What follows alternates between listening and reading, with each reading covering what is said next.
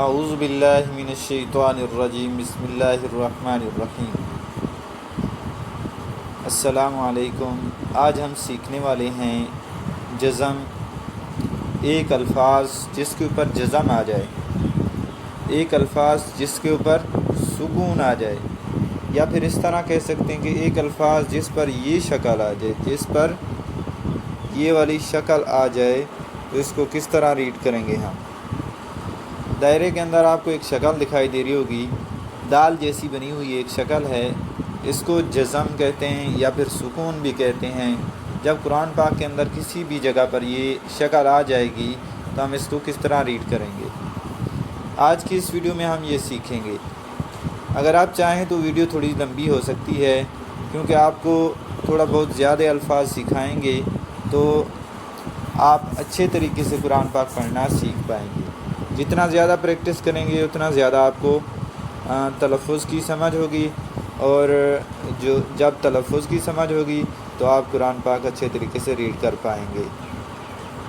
یہاں سے شروع کر لیتے ہیں آج کا سبق۔ یہ دیکھ لیں، کچھ اس طرح ہے، یہ والا الفاظ آپ کو لائن اوپر لگتی ہوئی دکھائی دے رہی ہوگی، تو اس کو ہم کس طرح پڑھیں گے۔ یہ دیکھیں، قاف کے اوپر جزم ہے، یہ جو درمیان میں قاف ہے اس کے اوپر دیکھیں آپ کو دال جیسی شکل دکھائی دے رہی ہوگی چھوٹی سی، اس کو جزم کہتے ہیں۔ جب یہ کسی حروف کے اوپر آ جائے تو پچھلے حروف کو اس کے ساتھ ملا کر پڑھا جاتا ہے، یہ اس کا قانون ہے۔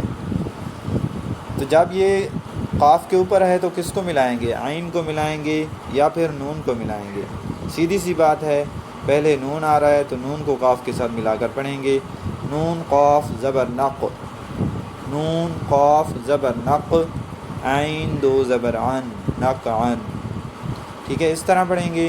اس کے بعد ہے یا سین پیش یس، را دو زبر رن، یس رن۔ اب دیکھیں، یہاں پر بھی الف آ رہا ہے اور یہاں پر بھی الف آ رہا ہے، اس کے بعد یہ قاف کے بعد یا آ رہا ہے، اور یہ بھی یا آ رہا ہے، اور یہ بھی یا آ رہا ہے۔ تو اس کو ہم کیوں نہیں پڑھ رہے؟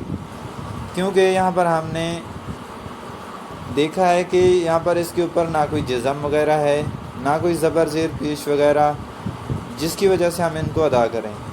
تو یہ خالی ایک الف ہے، تو اس کو ہم پڑھیں گے نہیں، بلکہ اس کو چھوڑ دیں گے، اور جو الفاظ ہے ہمارا وہ یہاں تک مکمل ہو جاتا ہے۔ جیسے یہ سین ہے، سین کے اوپر کھڑی زبر ہے، یہاں پر مکمل ہو جاتا ہے، تو یہاں پر ہم اس تک محدود رہیں گے، یہاں تک پڑھیں گے۔ جیسے حمزے کو با کے ساتھ ملائیں گے، حمزہ با زبر اب، قاف کھڑی زبر قا، اب قا، ٹھیک ہے، اس طرح۔ تا را زبر تر، ضاد کھڑی زبر ضا، تر ضا۔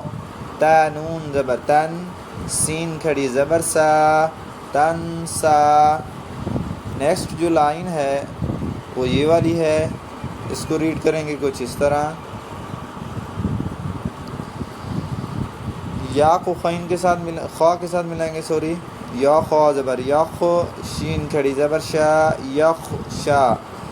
آگے آ رہا ہے یہ والے الفاظ، دیکھیں آپ، یہ والے پیچھے آپ کو یا کی سمجھ آ گئی ہے، شین کھڑی زبر شا، عین کھڑی زبر آ، یہ کھڑی زبر والے الفاظ آپ کو سمجھ میں آ چکے ہوں گے۔ تو یہاں پر دیکھیں، لام کے بعد واو جزم کے ساتھ آ رہا ہے، یہاں پر واو جزم کے ساتھ آ رہا ہے، یہاں پر یا جزم کے ساتھ آ رہے ہیں۔ آخر یہ واو یہ یا پڑھے جائیں گے یا پھر نہیں پڑھے جائیں گے؟ اوپر تو یہ یا والا دیکھیں الفاظ ہے، اور یہاں پر ہم نے یا نہیں پڑھا کیونکہ اس کے اوپر جزم وغیرہ زبر زیر پیش وغیرہ نہیں ہے۔ تو نیچے دیکھیں، یہاں پر واو کے اوپر جزم ہے اور آگے الف آ رہا ہے، عین یہاں پر بھی جزم ہے اور آگے الف آ رہا ہے، یہاں پر یا کے اوپر جزم ہے لیکن یہاں پر الف نہیں آ رہا، اس کے نیچے بھی یا کے اوپر جزم ہے۔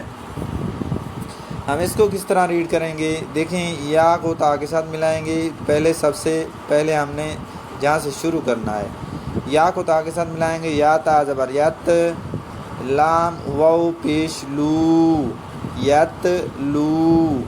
اس کو ہم کس طرح پڑھیں گے؟ لام کو تھوڑا سا کھینچ کر پڑھیں گے۔ یہ جو واو مدہ ہے اس کو کیا کہتے ہیں؟ واو جزم کے ساتھ جو ہے اس کو واو مدہ کہتے ہیں۔ واو مدہ جب کسی حروف کے بعد آ جائے تو اس کو کھینچ کر پڑھا جاتا ہے. جیسے یہ لام کے بعد آ رہا ہے تو لام کو ہم کھینچ کر پڑھیں گے. ٹھیک ہے. اس کے بعد واو مدہ ہمیں کیسے پتہ چلے گا کہ یہ واو مدہ ہے؟ جب کسی حروف کے اوپر پیش آ جائے یہ والی شکل. ٹھیک ہے. لام کے اوپر جو آپ کو دکھائی دے رہی ہے، جب یہ پیش آ جائے اس کے بعد فوراً بعد واو جزم کے ساتھ آ رہا ہو تو یہ واو کیا کہلاتا ہے؟ واو مدہ کہلاتا ہے. جیسے یہ دیکھیں عین کے اوپر پیش ہے، پیش کے بعد واو جزم کے ساتھ آ رہا ہے تو یہ واو مدہ کہلاتا ہے. اگر یہاں پر عین کے اوپر زبر ہوتی ہے اور واو جزم کے ساتھ ہوتا یہ کیا ہوتا؟ پھر واو لین ہوتا. ٹھیک ہے. یہ واو مدہ نہیں کہلاتا بلکہ واو لین کہلاتا. اب یہ جو ہے عین کے اوپر پیش ہے اور پھر واو جزم کے ساتھ آ رہا ہے تو یہ واو مدہ کہلائے گا. اس کے بعد اسی طرح یہ بھی یا جو ہے دیکھیں اور آ کے نیچے زیر ہے، زیر کے بعد یا جزم کے ساتھ آ جائے، زیر والے حروف کے بعد یا جزم کے ساتھ آ جائے تو وہ بھی یا مدہ کہلاتا ہے. اسی طرح جب کسی حروف کے بعد الف آ جائے، جیسے یہ آ رہا ہے، یہ دیکھیں یہ الف. ٹھیک ہے. اس کے بعد فوراً وقف ہوتا یا پھر آیت ختم ہو جاتی ہے، یا پھر اسی طرح کا کوئی قوا جیم لکھا ہوا ہوتا ہے تو وہاں پر وقف کرنا ہوتا ہے یا پھر رکنا ہوتا ہے، یا پھر ہماری سانس زیادہ نہیں ہوتی ہم وہیں پر رکنا چاہتے ہیں تو یہاں پر وقف کریں گے تو یہاں پر یہ الف مدہ کہلایا جائے گا، بلکہ اس کے اوپر جزم بھی نہیں ہے پھر بھی یہ الف مدہ کہلایا جائے گا. تو دیکھیں نقعن اس طرح پڑھنا تھا بلکہ ہم نے یہاں پر وقف کرنا ہے تو نقع پڑھیں گے. ٹھیک ہے. اسی طرح کسی زبر والے حروف کے بعد الف آ جائے تو وہ بھی کیا کہلاتا ہے؟ الف مدہ. الف مدہ. شرط یہ ہے کہ اس کے بعد الف کے بعد فوراً جزم یا پھر شد وغیرہ نہ ہو. ٹھیک ہے. الف مدہ اس وقت کہلائے گا جب کسی حروف کے اوپر زبر ہو اس کے فوراً بعد، جیسے لام الف زبر لا اس طرح ہوتا ہے. یا پھر آگے چل کر ہم آپ کو انشاءاللہ بتائیں گے کہ الف مدہ کس طرح ہوتا ہے. امید کرتا ہوں یہاں تک آپ کو سمجھ آ چکی ہوگی. یا دال زبر ید، عین وا پیش عو یدعو، تا جیم زبر تج، را یا زیر ری تجری. اس کے بعد ہے نیکسٹ لائن یہ والی، یا ہا زبر یہ، دال زیر دی یہ دی یہ دی، یا غین پیش یغ، نون یا زیر نی یغنی، حمزہ لام زبر ال، قاف تا زبر قط القط، حمزہ میم زبر ام، ہا لام زیر ہل ام ہل، حمزہ قاف زیر اق، را الف زبر را اقرا. ٹھیک ہے. اس طرح نیکسٹ جو لائن ہے وہ اس طرح ریڈ کریں گے. نیچے جو یہ لائن ہے اس کو کس طرح ریڈ کریں گے؟ اس طرح پڑھیں گے کہ فا را زبر فر، فا را زبر فر.